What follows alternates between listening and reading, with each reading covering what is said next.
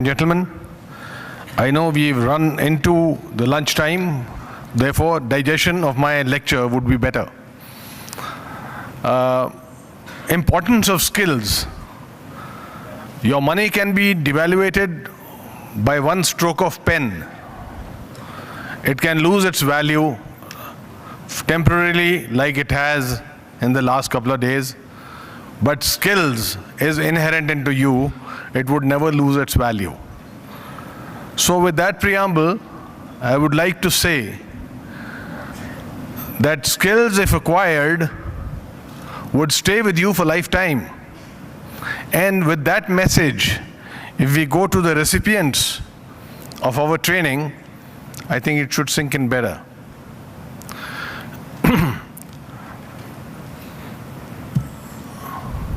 And in that spirit, Mr. Narendra Modi, our Honorable Prime Minister, said the more we give importance to skill development, the more competent will be our youth and would stay competent. Mr. Rudy, who was a short while ago with us, has added on by saying that as per the vision of our PM, India should be the skill capital. People have education but lack the employability skill. You heard him in person, conveying the same spirit. Now I'll come down to our organization, the SSSDC. Actually, when I was in the School of Instructions being taught about how many slides I should have in my talk, I was told roughly plan on 2 minutes to a slide. If I go by that scale, I think we'll end up in tea time. So I would be skipping some slides. I hope you bear with me. The obvious ones I'll skip so that we don't go into details which are not necessary. Now, SSSDC, as you all know, was raised in 2011. We are 5 years old. We have 8 QPs and 81 NOSes registered with the QRC. 57 of them are unique NOSes. Over 303 training centers are today affiliated with us, and 157 training partners own these 303. Over 2.5 lakh candidates have been trained and certified in various schemes, which I shall cover in a short while from now. Ecosystem is fully developed as far as security sector is concerned. We have the courseware, the curriculum, the facilitator manual, and so on, everything to take this training forward.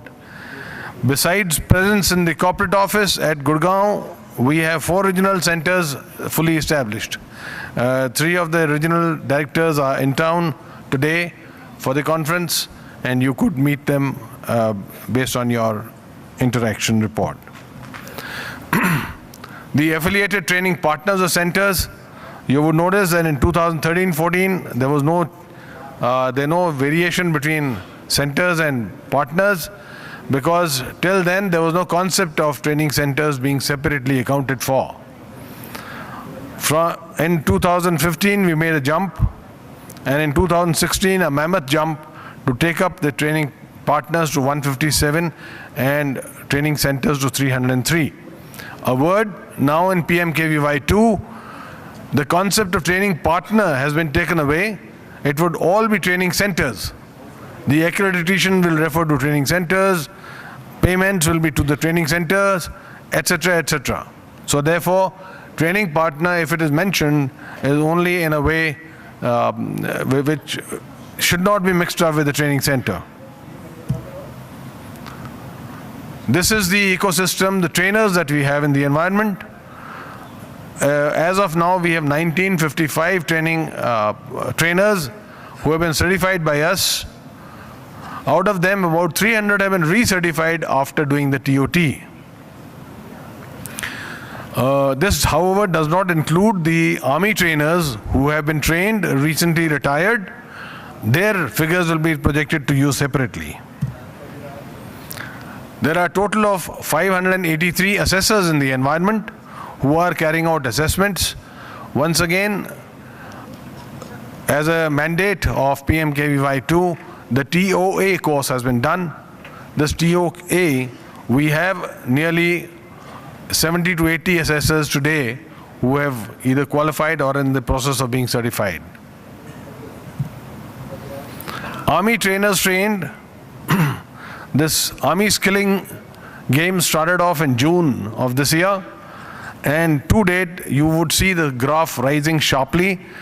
I dare say that security is a popular trade amongst all infantry soldiers. Now it is gathering popularity even in artillery, armored corps and other arms. So therefore, we are going to have a lot of, and we covered this yesterday, a lot of skilled people from the forces wanting to join the security industry. We have to, as industry partners, we have to meet with their aspirations so that this scheme gets a manifold increase and the popularity of the security sector grows. The numbers trained ever since the schemes have got launched. In the STAR scheme, your sector skill had trained 1.1 lakh numbers. Last year in PMKVY 1, 77,232. So far in the pilot phase, we have 301 enrollments. They are either undergoing training or have already completed training. And in the non-PMKVY, ever since launched, we have 63,800 numbers, totaling to nearly 2.5 lakhs. So this is what we have in the environment who are totally certified. It includes the RPL so far. See, we've got these are the salient aspects on which we need to focus. One is the affiliation process, the training infrastructure, trainers, assessors, their quality, their acumen, conduct of training, buckets, which will now be released directly by the NSDC, the courseware, and the norms. By norms, I mean, what are the percentages, pass percentage, for the trainers, for the assessors, as well as for the candidates who go through our training. The RPL has been talked about in the last 2 days, I think the maximum number of times, and ladies and gentlemen, this is one avenue we have to skill the large populace which rests in this in the industry as on date. I would once again seek your wholehearted assistance in conduct of RPL so that we have maximum certified people. Our aim should be to tell the users, you will not have a guard unless he is certified. With that aim, we must progress so that maximum people can be skilled, certified, and find their enhanced wages. And the last point is certification and the payout. I'm sure a lot of you are still not very happy about the payouts that have come so far. Introspection is also required to see that Aadhaar card validation and the account numbers are matching. If they are matching, nobody is stopping your payment. From my portal, from the CEO's portal at the SSSDC, there are no outstanding cases. Therefore, they are all cleared as far as certification is concerned. Most important aspect, PMKVY 2. You would find nothing other than quality mentioned on the slide. It is quality and nothing but quality. We need to enhance it. There have been a lot of negative waves after STAR, after PMKVY 1, and I dare say security was not an exception, though we were not mentioned in dispatches. We are not heading the list anyway to say that our performance was not good, etc. But we are also amongst those who ran. So therefore, we need to improve, enhance quality of the product that we produce. Towards that end, I would cover the salient features of PMKVY 2 and also giving you some insight into where the quality needs to be enhanced. Launched by President of India on 15 July 2016, the pilot phase is already on in 10 of our centers. Ours is the highest number of centers which have been taken for pilot phase. 3,375 numbers have been allotted to the security sector. Once again, the highest amongst all the 40 sector skills. RPL through a project implementation agency. I think we've talked about it enough, and just in the previous session, Mr. C. Pal Singh has covered it in great details. Special projects, now there is a thing called special projects which has been introduced into PMKVY too. Suppose there is an industry demand, I'll just briefly leave it there, except I request you to go to the website of the NSDC and check this out.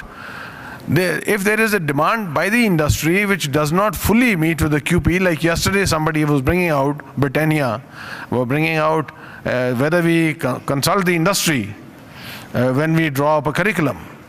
Well, this is the time to interact with the users to say what exactly is your requirement and how does our QP and NOS, they don't cover. That whatever it is not covered, and suppose CCTV is another requirement for a security guard, you can pick up the relevant NOSes from the CCTV and mix it up with the basic guards training and run that as a special project. Government is ready to fund it, they are ready to have it on the SDMS for certification. The rest of the details you can go into the website and kindly study that. It's a very, very useful tool. The upgraded SDMS will be in operation very soon. In fact, there has been a lot of complaints on the SDMS, but all those are being addressed by a new team which has been formed. I would say in the rear, in our homes, in our workplaces, in our communities, we want to be surakshit. Therefore, we want to have a guard who's skilled and can effectively keep us surakshit. As I said, if we talk about skilling per se, Army people are skilled right from day one, and they are inducted into the Army only if they have the ability to get skilled, to absorb the training, absorb skilling. But they are skilled or honed in the skills which truly are not fully applicable in the civil street. All that we need is to reorient the Army personnel who are looking for a second career so that they can be useful and usefully employed in the civil street. I would not be making an understatement when I say that large number of services people, when they retire, they do find a job. But if they have skilled which are matching our job roles, it would become that much easier for us to recognize their potential as also to employ them in the industry. Even today I can see large number of us who have done the uniform are sitting here and enjoying the fruits of the civil services. Just to give you a little backdrop, there are 40 sector skills councils under the NSDC, and about 20 CEOs are from defense forces. So that's the level at which the skills are being recognized by even the National Skill Development Corporation. I would like to introduce this topic in two phases. One is that proper channelization of the resources to train or to retrain people who are about to retire would get us handsome dividends. But these dividends can only bear a fruit provided we start employing them. Tomorrow I shall be covering how much training the retiring Army personnel have undergone and what is the potential in various job roles in the security that we can give them. It's up to the champions in the industry to make full use of this potential which is available in the market. We are covering this session in two parts. One, oh, I thought there was an emergency. But anyway, we are covering this in two parts. One is a session by General Majumdar, who would be sensitizing the environment on the army training, military training, so that those of us who have not been through it appreciate as to what skills already remain or dormant in the army personnel. More so in the NCOs, JCOs who retire after putting in 20 years of service. In that same context, I would like to ask that there isn't much demand which is coming up from the BSF, from CRPF, CISF, who are also similar forces deployed in similar kind of grounds. If you analyze the reason, an army Jawan or an army NCO retires pretty young. He retires at an age of 40, 42 and wants a second career. Whereas everyone from paramilitary forces or from police forces, they retire at a gory age of 60. When his children are married, no education hassles, he just wants to go in the village and relax. So therefore, demand of service personnel to find a second career for 18 to 20 years of his useful life becomes more paramount and needs to be looked at. The second is a presentation which would be given by Colonel Bhardwaj to us on what are the army skills that can be useful to the civil insecurity. So I would know, because you primarily want to listen to them, so without taking away their thunder, I would like to request Colonel Bhardwaj first to come and give